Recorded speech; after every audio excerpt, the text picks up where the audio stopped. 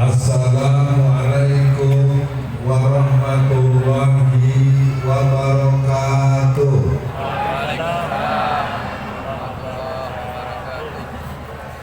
Ini kalau kata frekuensi radio belum nyambung.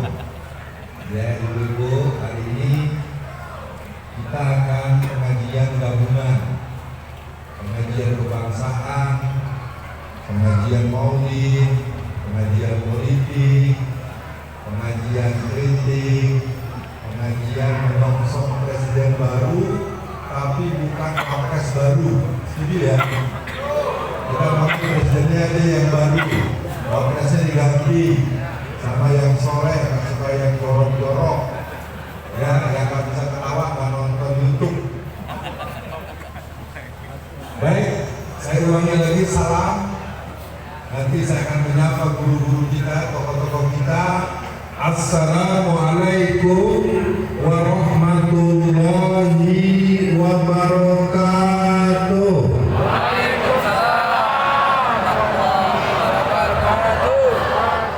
Alhamdulillah. Alhamdulillahi binikmatil iman wal islam wa arsalana bi hidayatil Qur'an wa yaj'alana insyaallah minal muhdiina shalihina ila yaumil qiyamah. Asyhadu an la ilaha illallah wa asyhadu anna Muhammadan abduhu wa rasuluh. Ini sound systemnya kira-kira dulu. Tahu datangin penceramah nasional, kalau soundnya nggak bagus, nggak asik. Ada yang ngatur sound, dirapikan, karena begini-begini, echo-nya segala macam. Bapak Ibu yang berbahagia, hari ini peringatan kita masuk kepada kesekian ratus kali yang namanya Maulid Nabi.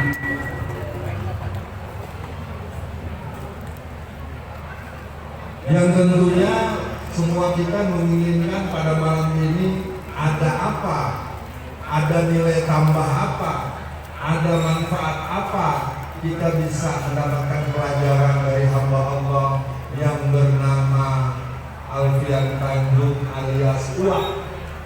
Ya, ada Uwak, ada Uwas, ada Uwat. Coba siapa yang suka nonton YouTube-nya Ustaz Alfian Tanjung angkat tangan. 1, 2, 3, 4, 5, 6, 7, 8, cuma 9 orang. Ibu-ibu yang suka lihat YouTube-nya Uwat berapa orang?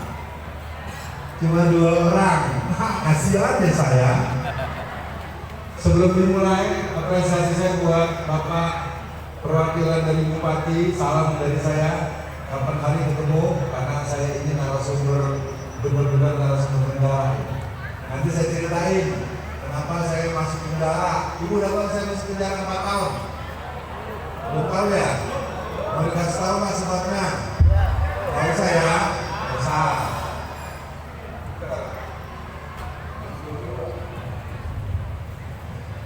Saya akan memulai dengan beberapa prosesi dengan pilihan nanti, karena saya mau bicaranya 2 jam. Boleh 2 jam? Siap 2 jam? Kelas suaranya. Sekarang handphonenya diangkat sambil hidupkan lampunya.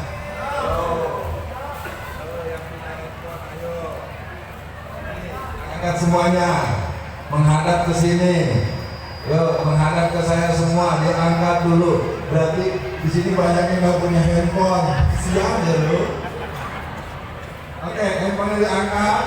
Saya akan bertanya, semua akan menjawab. Diangkat handphonenya. Siapa yang bangga jadi orang Madura, angkat tangan. Baru 13 orang yang bangga jadi orang Madura, nyatakan saya. Yang bangga jadi orang Madura adalah saya. Saya siap bela Islam. Saya siap mati demi Islam. Sekali lagi, yang punya handphone diangkat, kita akan katakan sebagai penutup sebelum saya duduk, karena nanti pengajian kita 2 jam. Siap? Siap 2 jam? Siap lebih? Siap sampai subuh? Kayaknya tidak siap. Oke, sekali lagi kita angkat lagi sebagai penutup. Semua jawab, semua menyimak bahwa hari ini kita akan pengajian politik, pengajian kenegaraan, pengajian maulid, gado-gado. Kalau gado-gado enak, bumbunya banyak. Yang jadi, yang bangga jadi orang Madura, angkat tangannya saya. Yang siap bela Islam adalah saya. Takbir.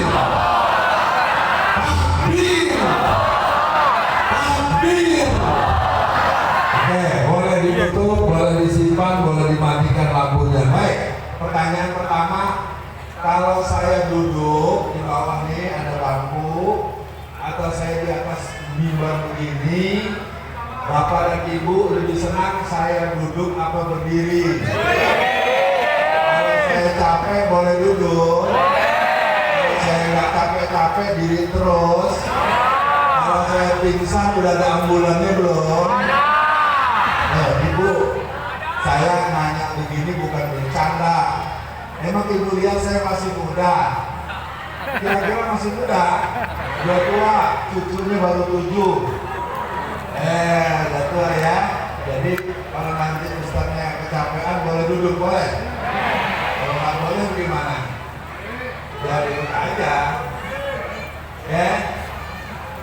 Nggak ada yang tersisa ya di luar ya. Kalau terlalu ada yang di luar, kita maju ke depan. Kita mulai pengajian kita pada malam ini. Pengajian gado-gado, ada pedasnya, ada manisnya, ada serunya, ada politiknya, ada sejarahnya. Setuju? Itu dong. Kenapa manggil Ustaz Alfian Tanjung? Nanti ditangkap loh. Tak kenal maka tak sayang. Jangan sembarangan ngambil kesimpulan kalau lu belum kenal sama gua. Kenal dulu dong, baru ada kesimpulan. Bapak, saya mohon izin ya, Pak Ketua, Bapak Ketua juga, Bapak dari Bapak, boleh saya bicara, boleh lepas ya? Boleh nggak Pak? Boleh ya? Kita akan sampaikan judul di tema. Kita tingkatkan kesalehan sosial dan amar ma'ruf nahi mungkar. Terdengar suaranya Bu? Jelas? Oke, kita akan mulai dengan bab pertama. Apa itu? Sumbangsi keluarga Madura. Madura dilawan. Yang pertama, masyarakat Madura itu adalah masyarakat perantau, di mana kampung di Aceh, di Bali, di Sumatera Selatan, di Kalimantan pasti ada orang Madura, betul? Madura keren banget, coy, top Madura. Siapa teman-temannya? Biasanya orang Padang. Orang Padang di mana-mana ada rumah makan Padang, walaupun yang jualan orang Madura. Tapi orang Padang ada di sini. Di rumah ada orang Padangnya. Nggak ada apa-apa, paling nggak penceramahnya orang Padang. Yang kedua, masyarakat Madura ini masyarakat pencinta Islam dan pencinta habaib. Betul apa betul? Cinta kepada para ulama, siap bela Islam, siap bela ulama, siap bela habaib. Takbir. Ibu-ibu yang takbir 12 orang, bapak-bapak diam dulu. Ibu-ibu takbir nih. Ibu-ibu dari Madura itu siap bela Islam, siap membela Islam, siap berani mati. Takbir. Waktu saya di penjara tahun 2017 sampai 2019, saya ditahan di Porong Sidoarjo, Surabaya. Teman-teman saya di penjara ada 16 orang dari Madura. Dihukum karena apa? Karena tarot. 16 orang. Orang Madura paling bisa mempertahankan harga diri. Saya bangga betul. Untuk itu saya minta maaf. Aku nggak bisa tuh baca seperti Mas Aldi tadi itu pakai bahasa Madura. Jadi minta maaf ya. Mengerti kan dengan bahasa saya ini? Oke. Sekarang kita masuk bagian ketiga. Masyarakat Madura adalah masyarakat pembela Islam, misi Islam, dan kepentingan umat Islam. Bukti pertama, kemenangan Bapak Gubernur Jakarta tahun 2017. Ya Gubernur Jakarta, kalau presiden kan Pak Prabowo ya. Kawan nih pendukung Prabowo nih, nggak apa-apa. Saya cuma tanya doang. 2017 pemilihan Gubernur Jakarta tahu? Mau kemana nih bang? Bang, gue aneh. Nggak suka sama ceramahnya. Ya itu loh ditanya satu loh. 2017 pemilihan Gubernur Jakarta calonnya Basuki Cahayapurnama bersama Jarot bertanding dengan Pak Anies bersama Pak Sandiaga Uno. Kalau saya tanya sekarang, kalau yang diadu Pak Anies dengan Pak Ahok yang Cina kafir, masyarakat Madura pilih mana? Oh. Kenapa? Ibu dengerin anak-anak biarin ngobrol, ibu dengerin karena ini ceramah politik. Siapa bisa membayangkan Ahok bisa kalah? Ahok itu modalnya 20 T. Bapak-bapak tahu T? Tahu Mr. T? Siapa Mr. T? Jangan sebut namanya, nanti bermasalah kalau nyebut Mr. T. Ada yang bingung, ada yang ketawa. Ibu tahu Mr. T? Sokong. Gak tahu yang kencang-kencang. Di negeri ini boleh bertanya, tapi jangan mempertanyakan. Kenapa BBM naik sampai 17 kali? Ibu-ibu diam-diam saja. Ibu bapak di sini senang punya Presiden Jokowi. Bahagia dibikin susah. Senang dengan Presiden Jokowi yang tukang bohong. Katanya senang, tapi nggak senang. Pilih tuh, makan tuh orang tukang bohong di presiden. Apa saya ngomong salah? Apakah dia tukang bohong? Dibilang ada 6.000 mobil SMK tapi bohong. Apa saya ngomong salah? Ah, enggak, yang salah siapa? Nah, ada yang bilang tuh, tangkap Pak Polisi tuh. Apa nih? Materi kita belum masuk. Ini baru pengantar bagaimana watak orang Madura. Nanti kita baru bicara tentang sejarah Maulid, ayat-ayat pendukung. Nah, sabar saja, kan pengajian kita gado-gado hari ini. Ini ibu-ibu belum sanggup diam nih ya.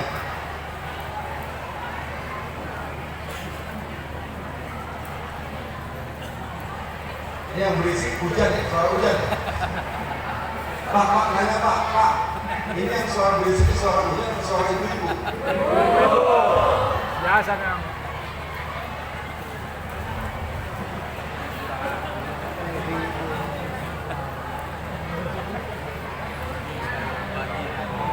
Baik, kita teruskan. Pilkada DKI yang membuat menang adalah Basra, Barisan Ulama Madura, benteng perjuangan umat Islam sampai ke tanah Betawi. Takbir! Ulama Madura bikin Jakarta nggak mempan pakai duit 20 T. Sayangnya ibu-ibu kelihatannya kalau menurut saya itu bukan suara anak-anak nih. Betul Pak ya? Yang berisik itu bukan suara anak-anak, suara ibu-ibu. Biasa Pak. Cut. Kalau bapak-bapaknya angkat ini, angkat, mau angkat nggak? Oh gini ya, ini ibu-ibu sombong. Masih pembagian kue. Biarin. Oh biarin. Oke, ibu Yang mau nyimak aja ya, karena kalau saya nanya-nanya terus waktu saya kebuang, capek, ya lama. Yang mau dengarkan supaya dapat ilmu. Di Jakarta itu pembagian sembako, pembagian uang dalam bentuk amplop itu dipulangkan kepada panitia. Ahok, gua enggak doyan sama sembako lo. Ahok, amplopnya gua pulangin sekalian duitnya. Jadi ibu belum tahu di Jakarta itu duit 20 triliun tidak laku karena pemimpin yang dipilih pemimpin yang tidak seiman dengan umat kita. Ini udah beberapa orang pada pulang-pulang nih. Saya tanya dulu yang mau pulang dulu. Ceramahnya baru dimulai itu udah 3 orang. Udah, sekarang yang mau pulang dulu. Udah, bangun lagi. Siapa lagi yang mau pulang? Ya. Anda ini acara agama seperti begini nggak tahu bahwa negara kita dalam bahaya. Negara kita udah hampir dibilang nggak ada. Di sini nggak berasa karena masyarakatnya masyarakat homogen. Masyarakat Madura ini masyarakat yang tidak pernah berasa bahwa ada masjid yang dibakar, bahwa ada tengah masjid yang dilempari guntingan Al-Quran diamparkan di Padang Pariaman Sumatera Barat. Ada pelang perguruan Islam di Mandailing Natal Sumatera Utara itu dihancurkan, di Cemetuk Celuri di Banyuwangi perguruan Islam itu dipapas tahun 2002 bulan Februari. Jadi sudah banyak kejadian-kejadian yang sebetulnya menandakan bahwa gerakan yang berhaluan komunis PKI sudah mulai tampil di mana-mana. Karena mereka belum membakar masjid ini, mereka belum menghancurkan pesantren-pesantren di sini, maka menganggap di sini tidak ada apa-apa. Hati-hati. Maka malam ini Bapak dan Ibu, saya membuka pengajian ini untuk kita semua. Kalau memang Bapak dan Ibu memang kurang berkenan dengan ceramah model saya, silakan bangun dan silakan mundur. Saya ketemu masalahnya 3 ulang. Ibu-ibu siap dengan sampai selesai? Siap ibu-ibu? Siap dari orang-orang Madura membela Islam? Capek. Mari kita teruskan. Yang berikutnya di Bali satu hari orang-orang pengusaha minta pada Kementerian Perdagangan agar warung-warung orang Madura ditutup. Nggak boleh buka 24 jam. Orang Madura dilawan, maka orang Madura langsung pasang spanduk banner. Toko Madura buka 25 jam, tutup, enggak tutup. Hari kiamat buka setengah hari. Nah, ini tuh orang Madura disuruh tutup warung, malah dibilang warungnya dibuka 25 jam. Padahal sehari semalam berapa jam? Nah, orang Madura ditawan. Ya, kalau nggak ada orang Madura kasihan warung-warung di daerah tutupin. Jadi Bapak Ibu sekalian, malam ini saya mengajak kita semua memahami bahwa apa yang saya sampaikan merupakan sesuatu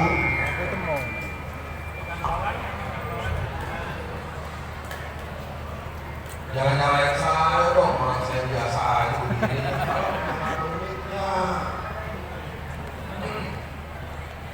Baik, para jamaah sekalian, saya akan pelan-pelan karena nanti kita akan memahami ini dengan pelan lagi lebih lanjut. Jadi yang berikutnya apa lagi? Maaf ya, orang Madura ternyata kalau merantau profesinya beda-beda ya. Kalau di Solo orang Madura jadi tukang cukur rambut.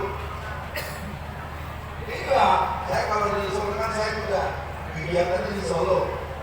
Pak dari mana? Dari Madura. Ini orang Madura, di daerah mana dia tukang cukur rambut? Dari mana asalnya? Menap. Kalau dia kenapa? Biasanya suka ini apa namanya besi-besi Barang-barang, maaf ya, bener kan tuh? Iya, barang-barang keren banget. Ada sate Madura, ada soto Madura, ada pangkas rambut, ada apa lagi? Warung Madura. Warung Madura, apa lagi? Jualan bensin. Tuh. Semuanya apa? Semuanya dibikin halal. Itu hebatnya orang Madura. Orang Madura tak pernah dikenal sebagai penjahat. Orang Madura tak pernah dikenal sebagai berbohong. Nggak ada. Ada nggak ya? Saya nggak tahu. Cuma nanya doang. Nggak ada ya? Ada. Oh hebat banget. Nah sekarang saya tutup ya. Habis itu saya duduk. Nanti kita dengerin, kita bahas, kita baca ayatnya, kita lihat hadis-hadisnya, supaya malam ini semua kita belajar bahwa peringatan Maulid Nabi ini harus ada bedanya dengan tahun lalu. Ibu-ibu masih ingat nggak tahun lalu siapa penceramahnya? Lupa, penceramahnya aja lupa, apalagi materinya. Ya kan? Kalau maju tangan siapa yang tahu tahun lalu Maulid Nabi siapa ustadz yang mengisi kajiannya?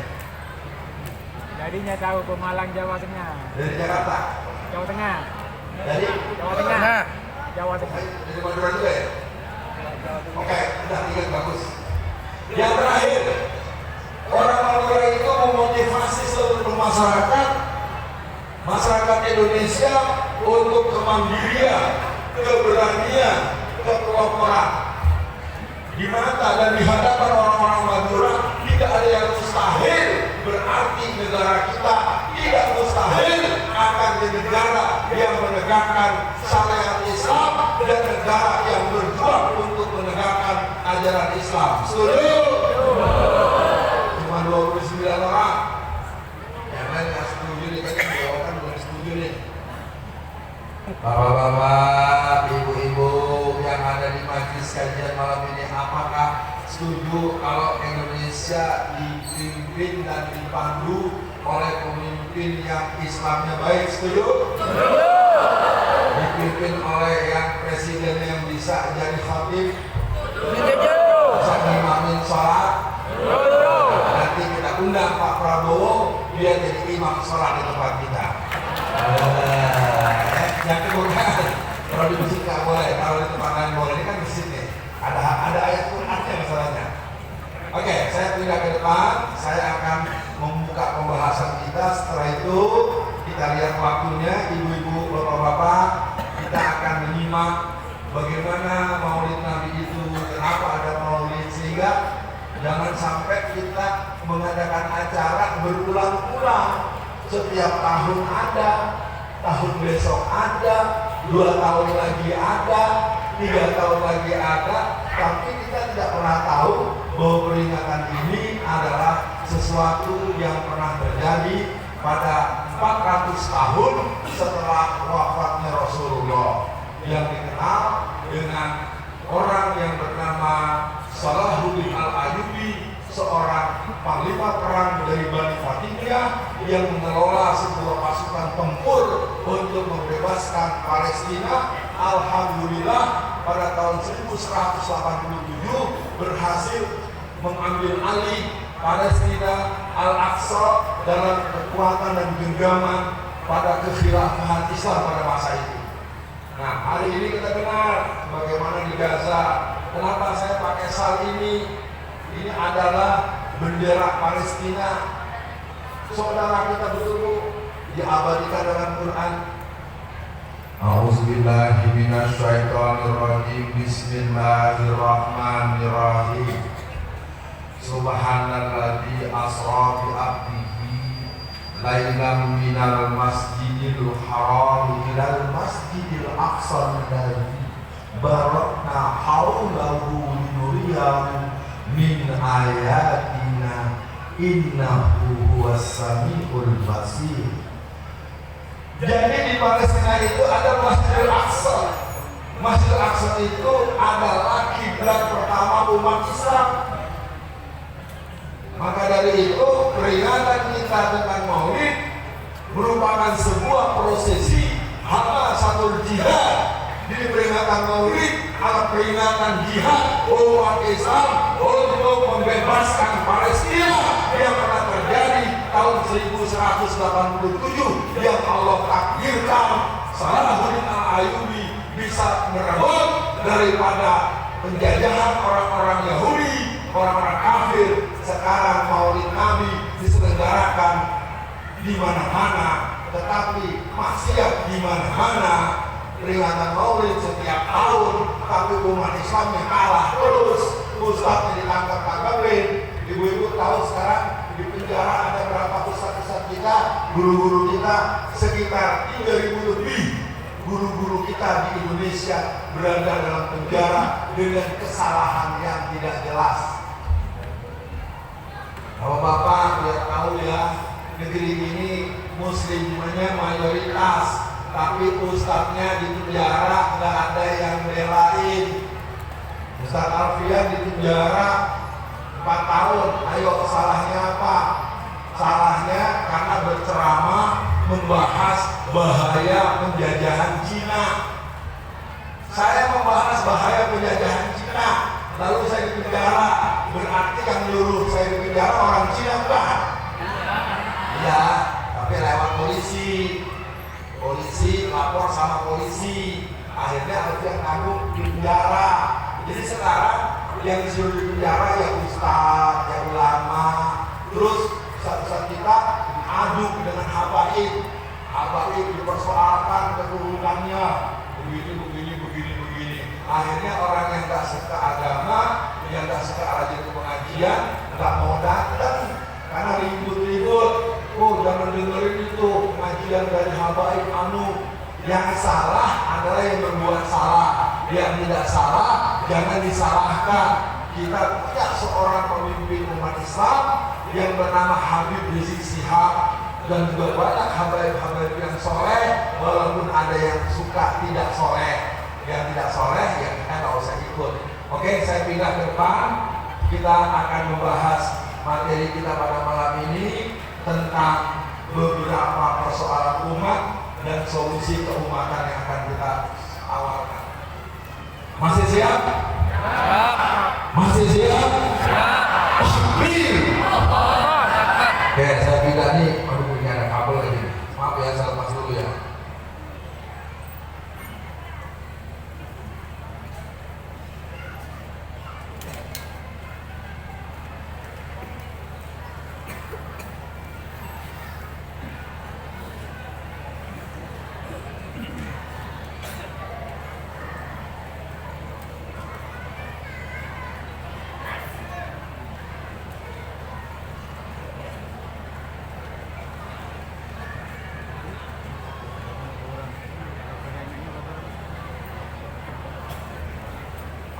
Bismillahirrahmanirrahim. Bapak-bapak dan ibu-ibu, mari kita awali dulu dengan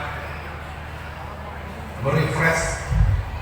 Kita coba sama-sama, nanti karena di akhir kita akan berdoa bersama. Kita sama-sama membaca 7 ayat yang diulang-ulang. Al-Fatihah. A'udzubillahi minasyaitonir rajim.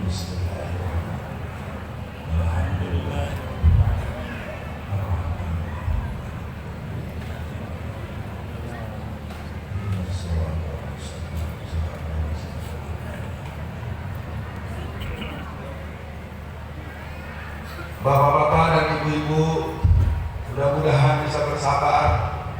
Saya pada hari ini akan memberikan semacam kuliah politik, kuliah perjuangan umat dalam spirit Maulid Nabi dengan tema besar kita meningkatkan kualitas kesolehan sosial. Umat Islam di Indonesia adalah umat mayoritas. Umat mayoritas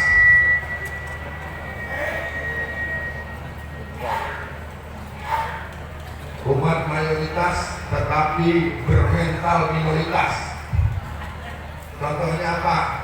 Kalau di masjid jangan ngomong politik. Nah itu ya, kenapa di masjid nggak boleh ngomong politik? Di masjid wajib bicara politik. Politik apa? Politik keumatan dan politik strategis. Yang tidak boleh di masjid itu kampanye pribadi. Ya Pak ya, ini Bapak mulai hari harus tahu kita semua politik.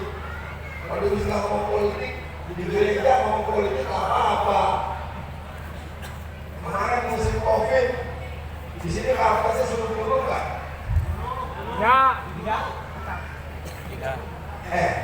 Di sini suruh dulu, di sana suruh dulu. Emangnya di gereja ada aturan?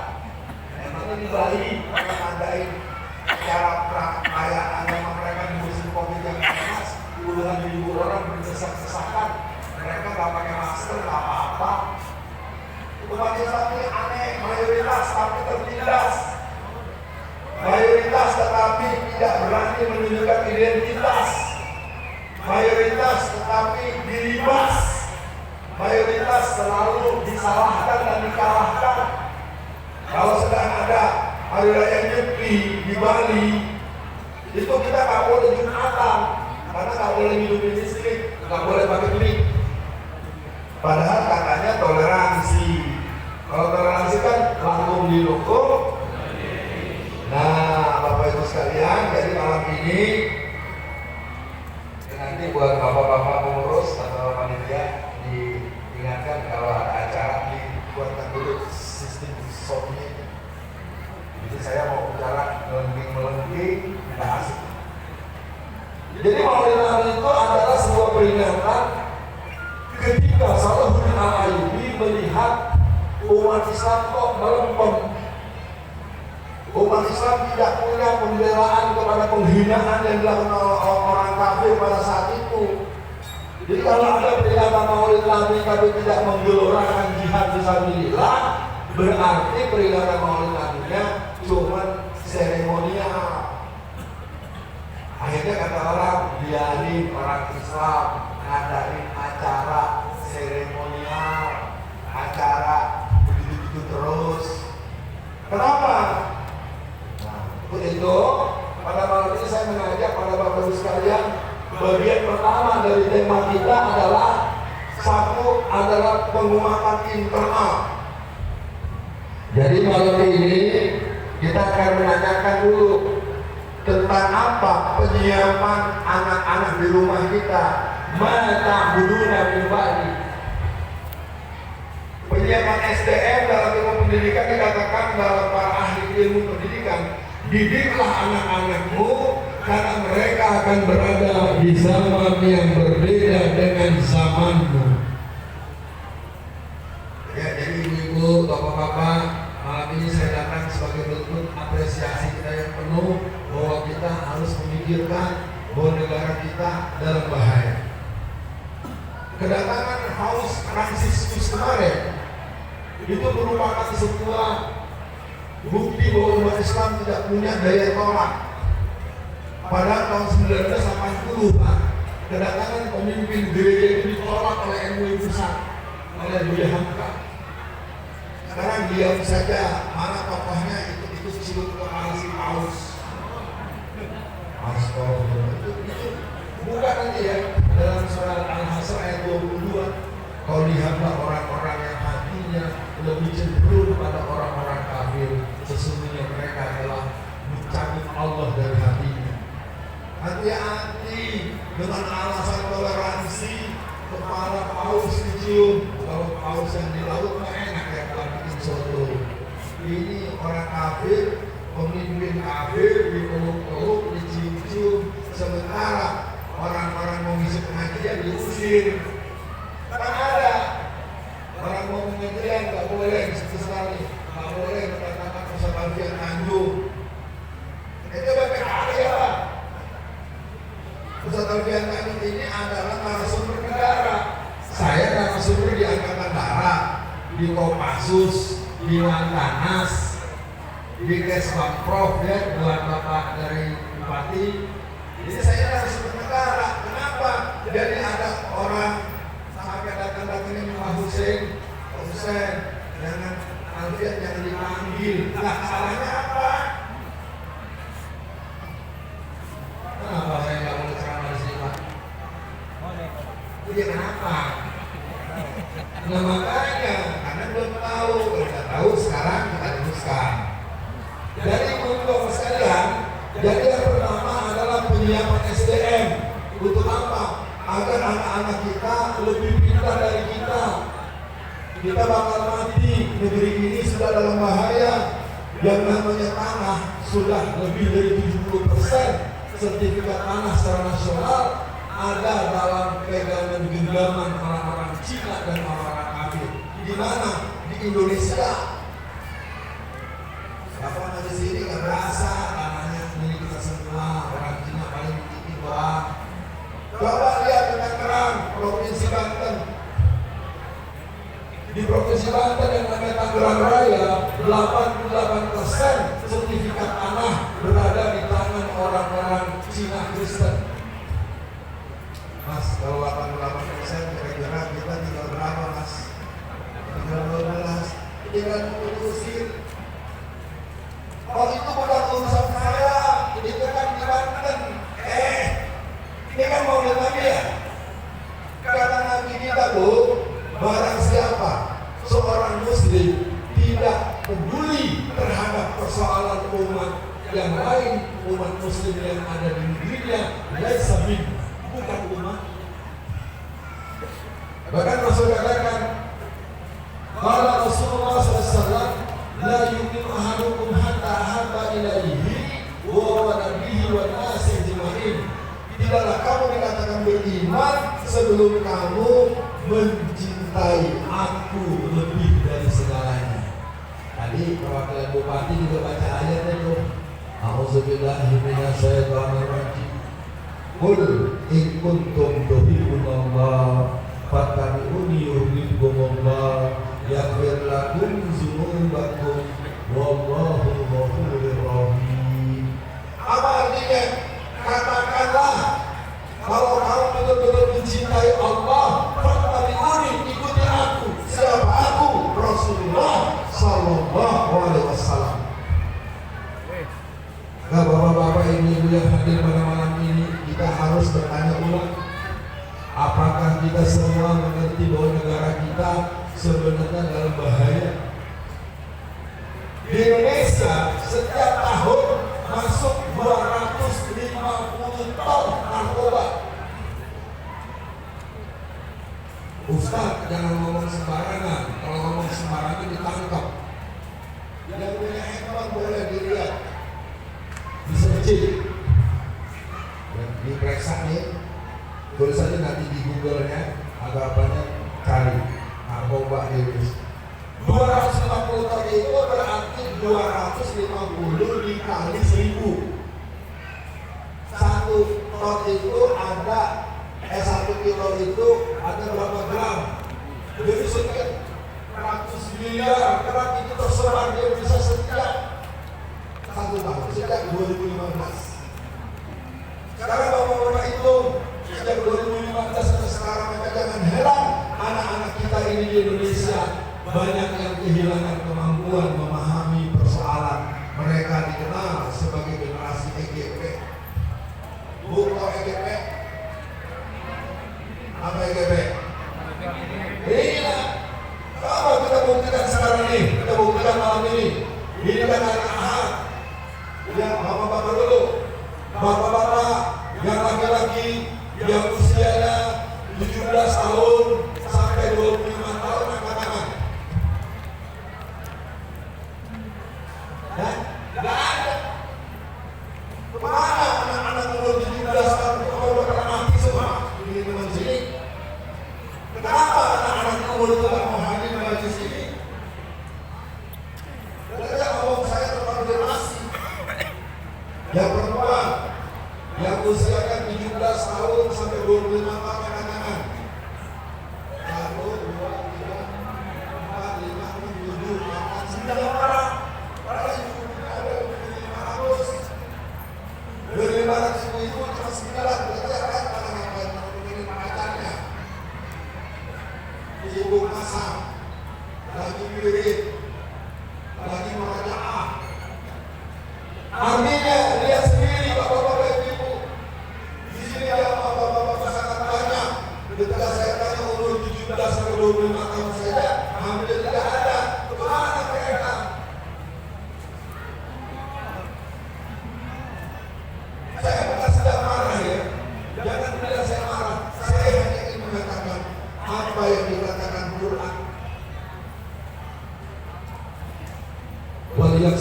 الذي لو تركوا من خلفهم ذرية ضعافا خافوا عليهم وليتقوا الله وليقولوا قولا سديدا.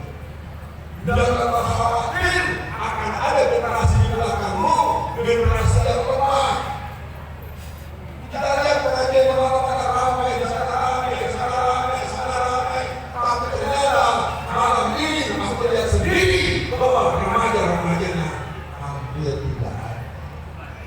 Iya, banyak yang ada di apa-apa. Ada yang itu, sekarang yang umur 17 ke 25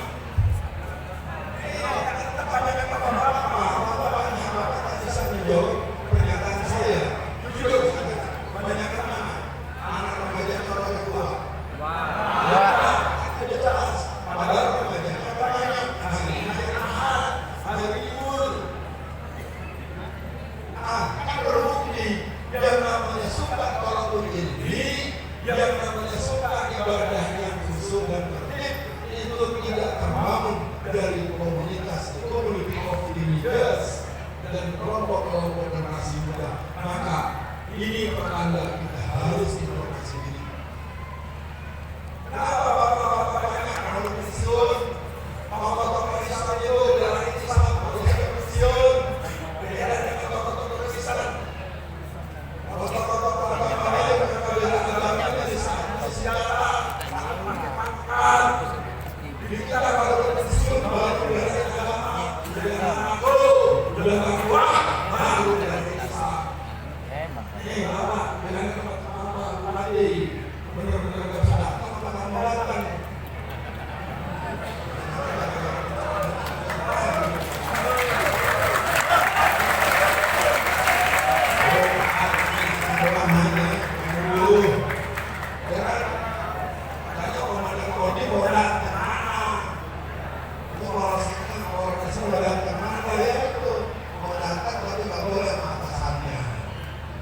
Bukan di sini Pak, di Garut. Di sini mah bolehnya. Terusnya kan deh. Yang kedua, menjaga warisan leluhur kita, kepemilikan tanah. Ini masjid ini kan didirikan pada tahun 1776. Ini sejarah ini. Ini warisan orang tua kita zaman dulu, raja-raja yang ada di sekolah ini. Jangan sampai warisan orang tua masa lalu tidak kita pahami. Ini bukan sekedar biasa, karena ini benteng pertahanan untuk melawan Belanda. Masjid itu sejak dulu merupakan tempat berkumpulnya para ulama, para santri, bagaimana agama kita dan negara kita itu mengalami perlawanan atau melakukan perlawanan. Nah, yang berikutnya adalah penguatan nilai-nilai dasar keimanan. Sekarang saya tanya bapak-bapak, ada nggak pengurus masjid di rumahnya masing-masing? Siapa di sini yang ketua takmir masjid angkat? Yang ketua takmir satu orang. Jangan itu angkat tangan.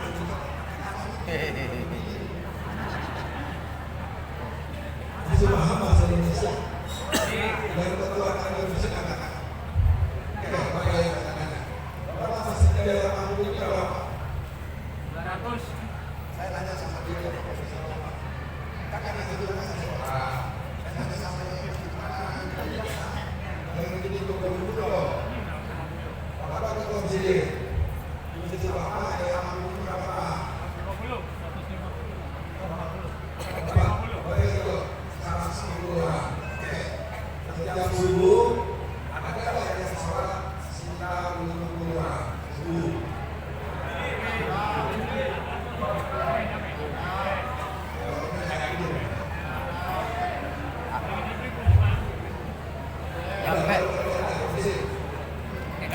Sekarang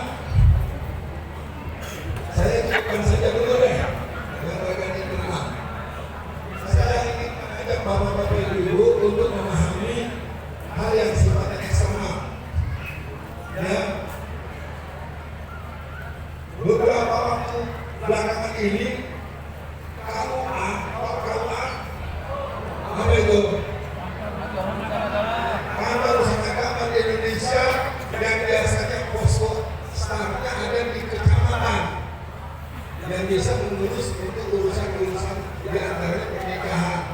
Di berbagai daerah sekarang KUA itu sampai didatangi anak-anak SMP kelas 2, SMA kelas 1, 2, 3, mereka minta dispensasi akan diperbolehkan setelah menikah. Padahal menurut undang-undang perkawinan, wanita Indonesia diperbolehkan menikah di usia 19 tahun. Saya tak bicara perdebatan itunya. Lalu kenapa ada anak SMP dan SMA yang perempuan, mereka mendatangi kantor-kantor KUA di seluruh Indonesia, bahkan ada satu KUA di Jawa Tengah itu kedatangan sampai hampir 500 dalam satu bulan remaja karena mereka sudah hamil di luar nikah. Karena adakah pegawai di sini? Ada kita tanya kalau ada. Satu bulan kemarin di bulan Agustus ada berapa anak-anak umur 17 tahun, 15 tahun, 13 tahun yang datang minta dinikah? Ibu-ibu, saya bukan sedang berdongeng. Jadi gerakan usul-usul satu ini akan menghancurkan akhlak, menghancurkan kedaulatan kita.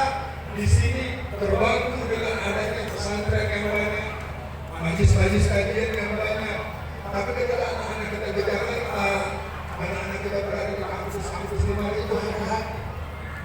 Jadi secara eksternal gerakan yang telah membuat rusak akhlak dengan berbagai cara. Apalagi dengan adanya ini, ya. Di antara yang paling banyak terkena adalah yang berurusan dengan apa? Judi online. Belum lagi pelacur online. Jadi ibu-ibu jangan menang-menang saja di rumah. Boleh tanya anaknya pakai jilbab, tapi dia udah janji, ya, waktu itu dia dihantar kamu, ya, gini-gini. Itu kata kemana lu mau dia dirokok? Saya kasih tahu bapak-bapak ibu-ibu apa yang saya sampaikan, bukan saya mengarang-arang. Kita ini sekarang menjadi orang yang tidak paham. Di rumah kita sudah digempur dengan setan gepeng yang bernama handphone. Disinilah orang yang membaca yang baik-baik, tapi orang juga diajak untuk ikut yang tidak baik. Bayangkan Indonesia adalah negara pengguna judi online nomor 1 di Asia. Ya. Termasuk pelacur-pelacur online juga udah banyak di Indonesia. Jadi Bapak Ibu sekalian, kalau di rumah anak-anaknya masuk kamar, kunci kamarnya, kalau di dalam masih ada. Kalau tak dia main game itu atau di luar. Kenapa remaja-remaja kita sebenarnya mereka lebih enak berzikir bersama handphone? Mereka masih sibuk.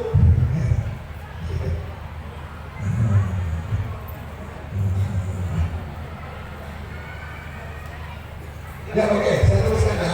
Nanti kita tutup dan kita berdoa sampai selesai. Yang berikutnya adalah apa yang saya sampaikan ini mungkin akan terasa agak berat, tetapi perlu direnungi. Umat Islam hari ini umat mayoritas yang tidak tahu bahwa dia sudah tidak punya apa lagi yang bisa dijadikan alat pertahanan. Misalnya negara kita negara yang dikenal sangat kaya sumber daya alam. Untuk satu yang namanya freeport yang ada di Irian, itu kalau diolah dengan tangan-tangan putra-putra Indonesia, itu bisa memberikan 20 juta rupiah per keluarga. Tapi itu semua karena diambil alih oleh Amerika, dieksplorasi oleh Amerika, dan Amerika mendapatkan keuntungan 362 titik, 350 titik, 0,12. Coba bayangkan uang sebanyak itu dari bapak punya kebun, kebun bapak dipanen sama tetangga, itulah setara itu alam. Jadi saya harapkan negeri kita ini sebenarnya sudah masyarakatnya kesusahan, tapi ada orang yang bisa mengambil sumber daya alam karena kita telah lama tidak peduli dengan situasi negeri ini dalam keadaan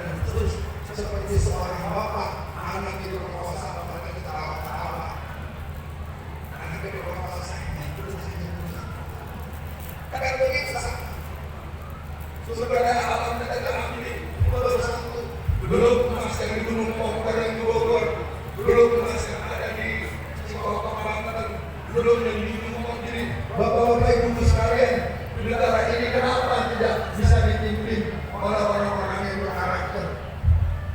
Makanya dengan terpilihnya Pak Prabowo, saya anjurkan masyarakat semangat yang dari dulu memang cenderung milih beliau.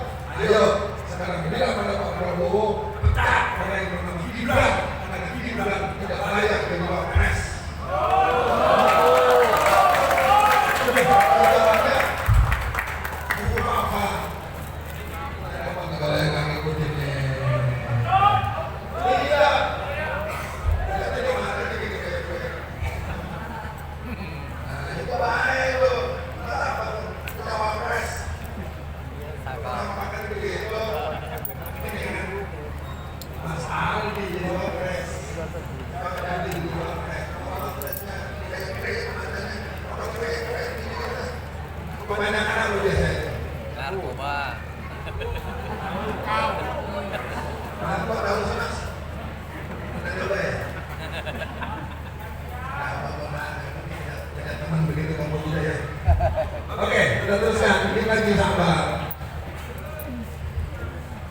Yang berikutnya adalah invasi komunis. Nah, ini sedikit dari saya kalau waktunya nggak cukup.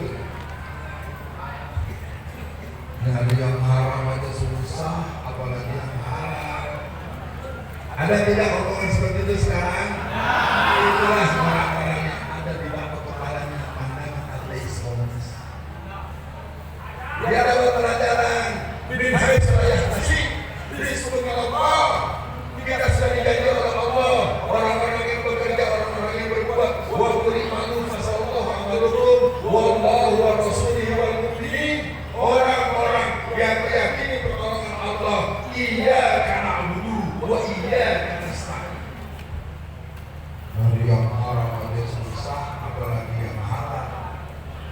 Pandangan-pandangan ateis itu mulai merebak di masyarakat. Jadi bapak-bapak ini juga berbahagia. Negara kita ini negara yang sudah mulai dibilang mengalami penyakit yang super parah. Coba karena penampakannya dengan gedung-gedung yang bagus, dengan alat-alat yang serba modern, masyarakat kita sudah rusak. Terbukti terkonfirmasi, ya katakanlah laki-laki ada 2 orang yang remaja putra, tapi secara konfirmasi mendengar perempuan cuma ada 9 orang, mungkin yang laki-laki ada 20 orang mungkin. Saya kata nah, yang berikutnya adalah gerakan Kristen. Gerakan kristenisasi ini sampai tahun 2020 kelompok gereja telah mempersiapkan 200.000 pemuda-pemuda gereja bersenjata. Satu hari saya jumpa dengan seorang jenderal di Mabes Polri. Kenapa hanya ada pemuda-pemuda orang dengan tuduhan teroris? Ini kalau ada pemuda Islam, ada ulama Islam berbicara tentang semangat perjuangan Islam, ada teroris. Sementara pemuda-pemuda gereja punya pasukan bersenjata sampai 200.000 orang. Brigadir Yesus, Laskar Yesus, Laskar Budaya, pasukan wanita, pasukan super media, pasukan Paulus. Kenapa mereka tidak ditangkap? Kenapa yang ditangkap dulu orang-orang dan tokoh-tokoh yang pemuda Islam? Jadi bapak-bapak ibu biar tahu negara ini mayoritas Islam, tapi umat mayoritasnya selalu disikat oleh aparat sendiri. Nanti kalau dia udah pensiun baru bilang, sebenarnya saya itu udah enak sama atasan saya. Ya, jadi sekali lagi dengan hadirnya saya pada malam ini, ibu-ibu, bapak-bapak, bukanlah saya sok jagoan, bukan saya sok berani, bukan paling tidak masa sih. Kita ini 87,21%, hampir 90% muslim mayoritas di negeri sendiri dituduh sebagai teroris. Ya, makanya polisi-polisi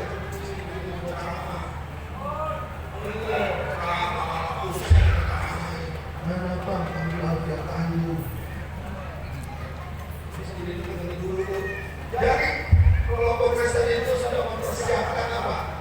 Grand strategi generasi emas gereja 2045.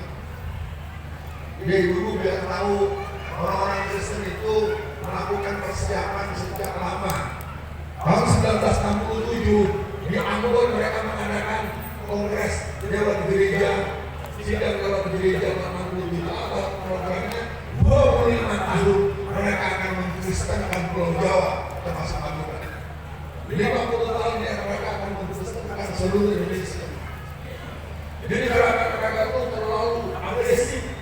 Sementara kita umat Islam selalu boleh Ustaz, nggak boleh sini, kalau sini nggak boleh berterus ya, nggak boleh berhabis, nggak boleh berdiri, nggak boleh berdiri. Masalahnya apa? PKI justru katakan Paulus itu bahaya. Dia mengkonsolidasikan seluruh jaringan gereja untuk memenangkan pilkada dari Aceh sampai Ternate. Jangan dikira cuma datang ke Senayan, jangan dikira dia cuma datang di Istiqlal, jangan dikira dia cuma dalam kemangan. Itu yang di depan kita, di belakang kita dia berkumpul dengan para kardinal, dia berkumpul dengan para pimpinan dewan gereja. Mereka membahas bagaimana memelukkan Indonesia. Umat Islamnya pemilu ini bukan konsolidasi, bukan rapat internal, malah akun-akun pusat. Ustaz, nggak boleh lagi ceramah di persidangan. Ngomong apa itu? Quran katakan, walan taradun kal yahud wal nasara hatta tattabi'a millatahum. Sesungguhnya orang-orang Yahudi dan orang-orang Kristen tidak senang kepada kamu sebelum ikut apa kemauan mereka. Bapak Ibu, saya boleh cerita pembantaian umat Islam di Ambon. Umat Islam di Ambon itu dibantai sejak tanggal 1 Januari 1999 sampai tanggal 22 Agustus tahun 2002. Kenapa terjadi?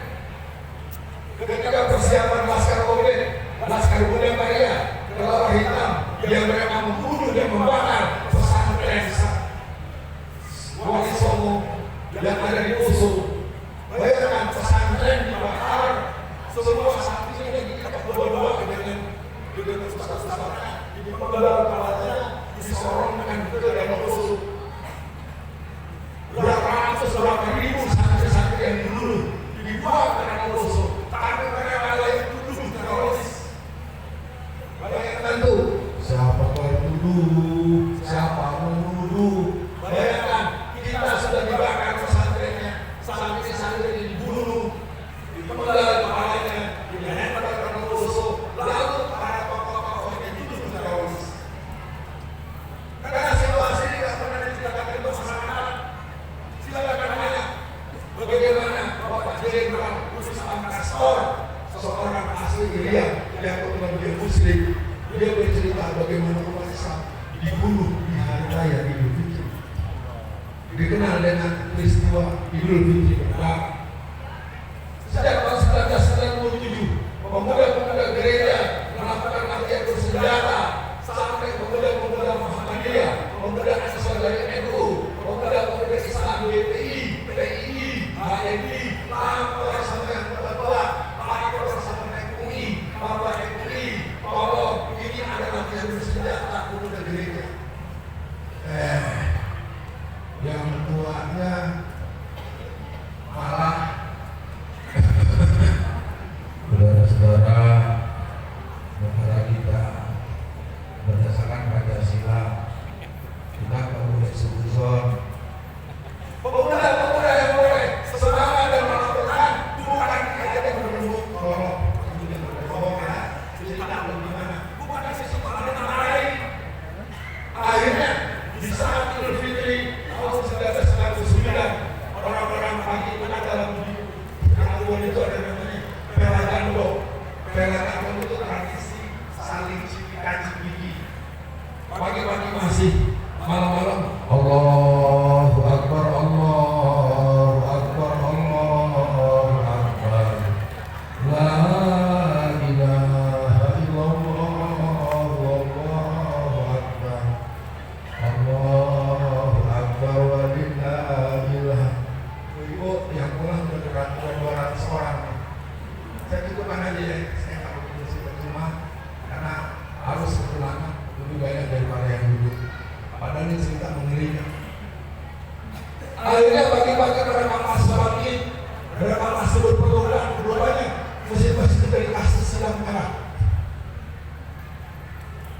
lepas zuhur, mesin-mesin besar mulai berdengar ledakan.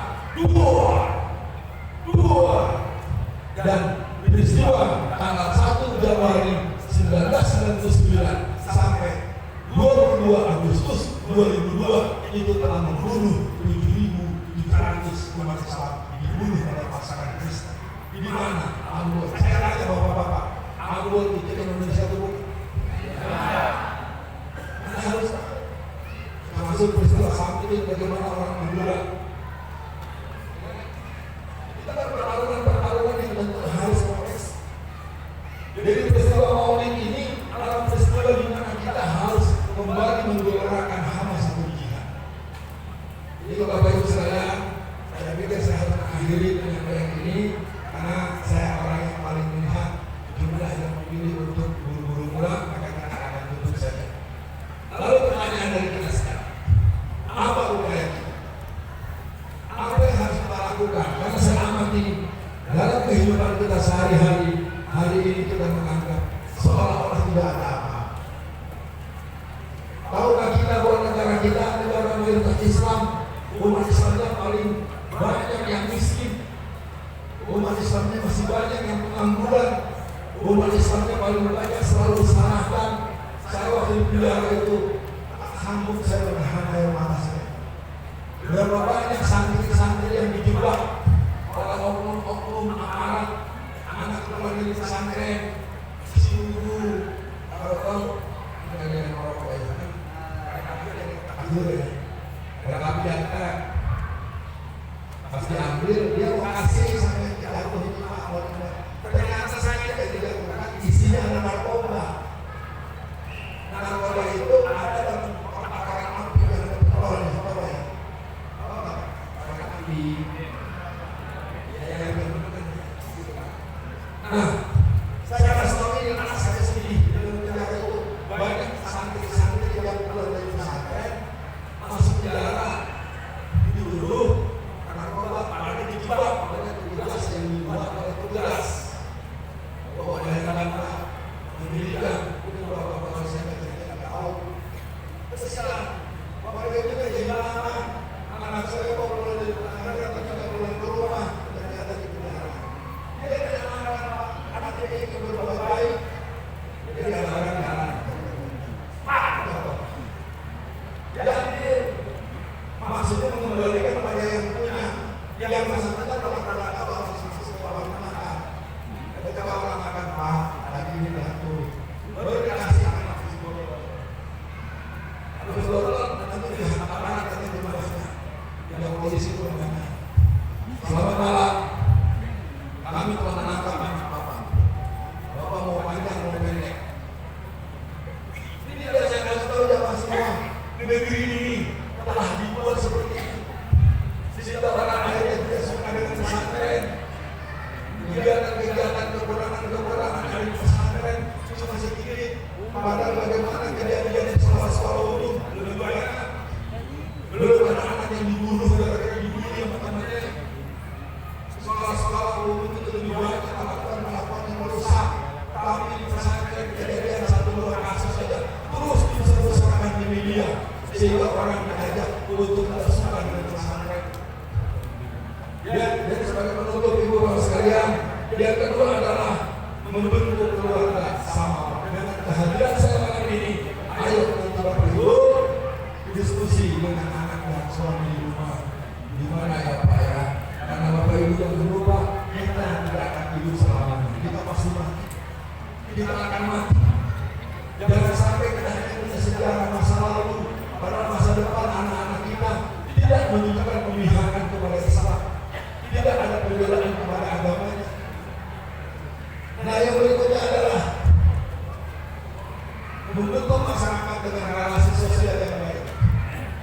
Dengan ini setelah selesai musim pilpres kemarin, nanti pilkada tanggal 27 bulan November tahun 2024, saya mohon kepada tokoh-tokoh masyarakat, arahkan masyarakat untuk memilih calon pemimpin pasangan-pasangan yang kalau dia menang, dia akan sayang kepada rakyat, dia akan bela kepentingan Islam.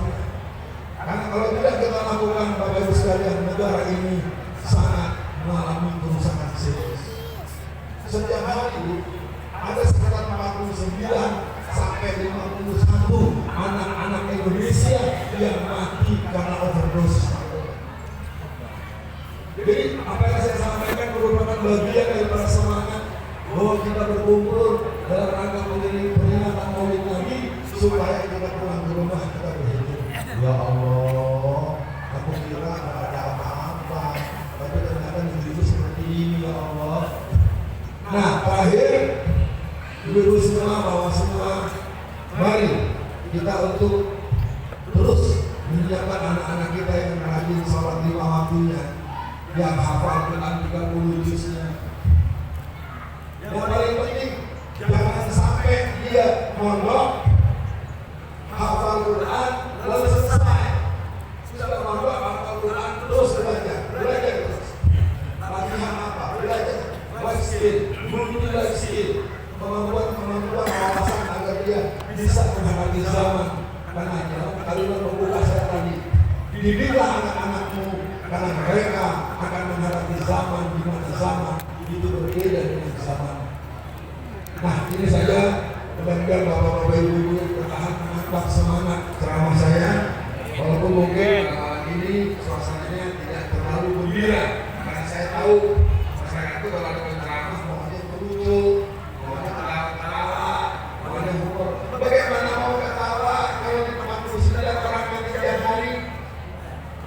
Bagaimana mau ketawa ibu-ibu? Ada rumah sakit rehabilitasi.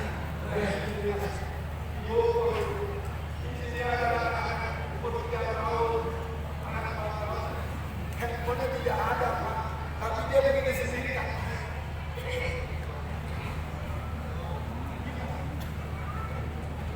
Jangan dikira ini sederhana. Ini telah menimbulkan korban yang banyak hampir dari semua provinsi. Untuk Jawa Barat saja ada 10 rumah sakit jiwa. Itu di sisi anak-anak SMA, kelas 2, SMP, SD, bahkan anak-anak obat koslet gara-gara main tiap hari.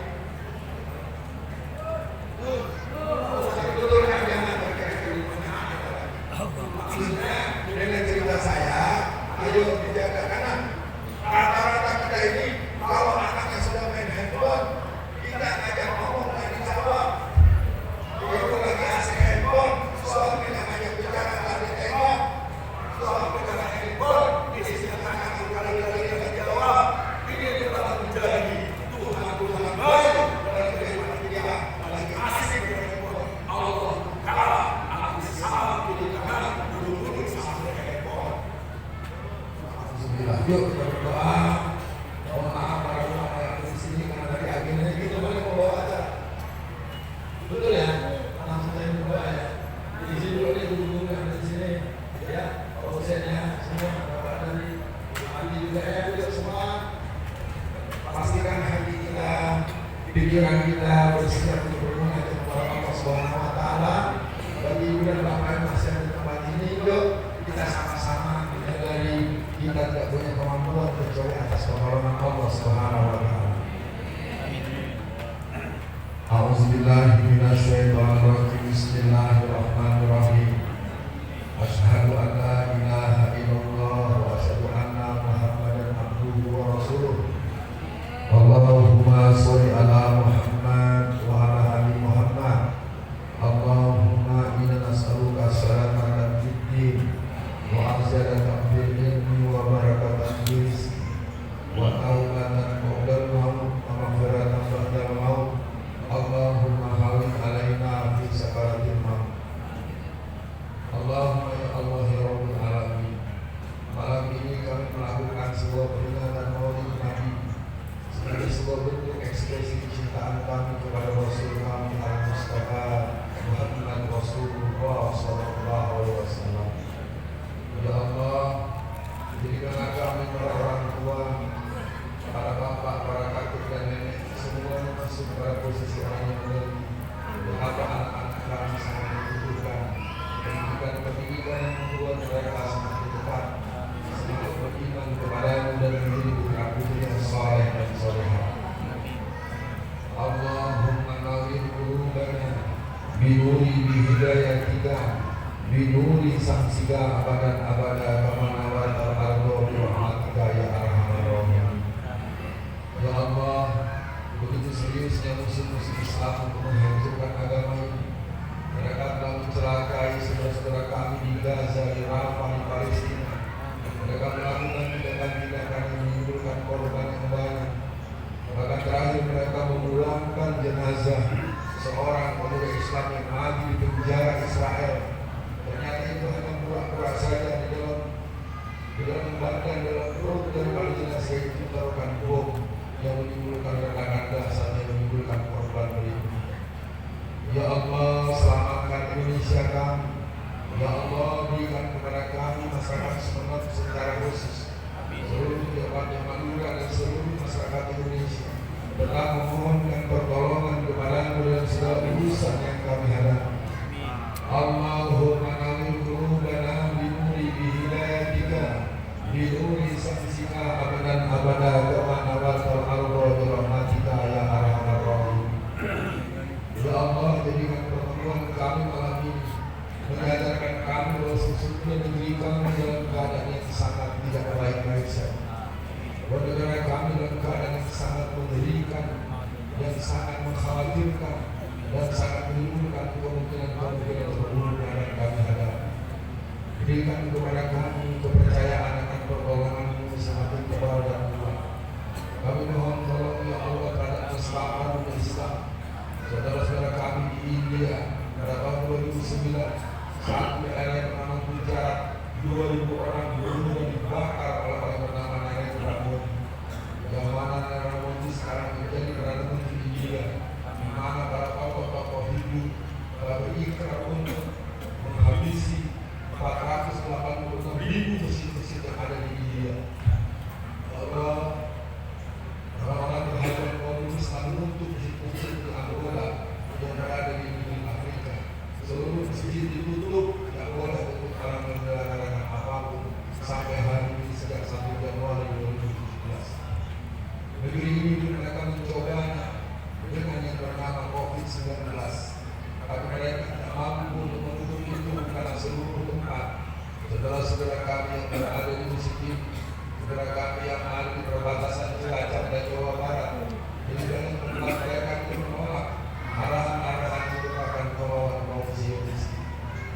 Wahai Allah yang Maha mengetahui segala rencana jahat, wa makaru wa makarullah wallahu khairul makirin, wa makaru wa makarullah wallahu khairul makirin, wa makaru wa makarullah wallahu khairul makirin. Ya Allah, pada malam ini pada malam di mana kami membayangkan lahir dan wafatnya Nabi kami cintai. 12 Rabiul Awal itu